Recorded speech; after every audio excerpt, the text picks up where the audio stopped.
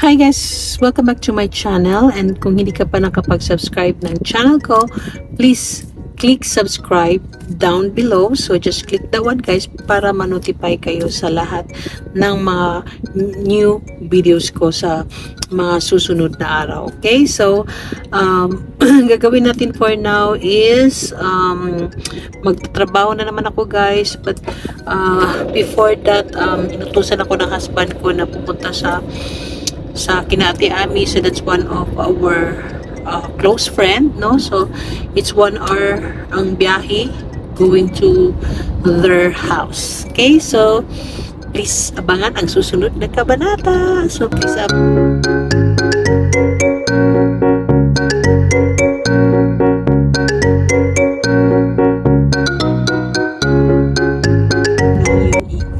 gusto ko yung ano nila guys, yung parang subdivision ito. So usually ang nakatira dito mga soldier kasi malapit lang ito sa base guys ng mga sundalo. So tingnan nyo guys, ang ganda. So gusto ko dito tumira, kaso lang ayaw kasi ng husband ko, nalilipat kami kasi nga gusto niya ng privacy. Actually privacy naman ito, tingnan nyo. Tama. So but ewan ko sa kanya eh. So adjust na lang kita ani. Para dyan tayo mahimo ani. So diba ganda. So ngayon is papunta na ako sa work ko. So I still have time. So check time check 10:06. So mga tama-tama 10:26 makarating ako sa work ko. And my time in is 10:30 AM to 7 PM. So ganun lang guys dito sa Amerika.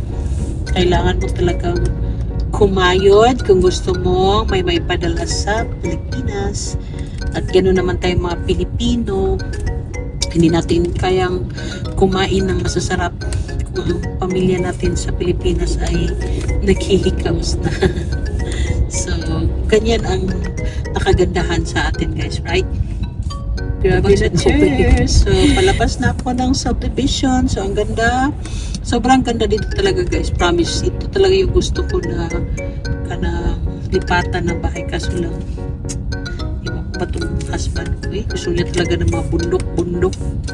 Alam mo naman tayo, tinasanay sa mga bundok. Pero kung gusto niyo ng nature, dito na ako sa labas. Huwag na, magkakaiba. Napaka 20 minutes kailangan paspasan na ni guide.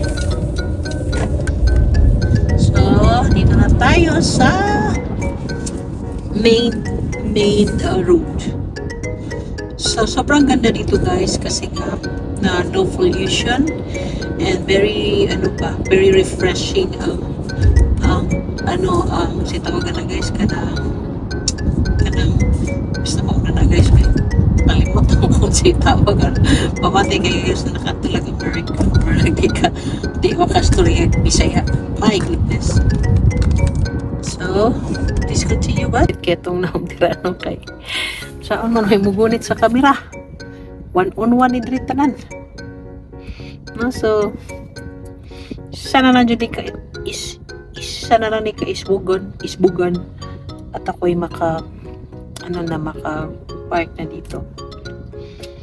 So may client ako ng 11 guys. So time check is 10:30. So I still have 30 minutes to prepare my things para mag BB Glow facial treatment. See, very flawless. BB Glow lang guys. So see, very flawless kasi BB Glow lang yan. At ako'y makapag-park ng Lord. Thank you God. Thank you Father.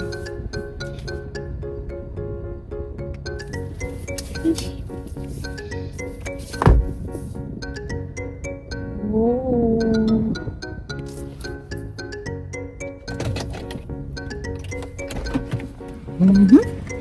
Okay, nandito na tayo. So guys, that's all for our vlog today kasi nandito na ako sa work. So kung hindi ka pa nakapag-subscribe ng channel ko, Renalyn Sanderson Journey, please subscribe, click down below so that you will be updated of all my new videos. Thank you so much, and till next time, have a good day. Bye bye. God bless.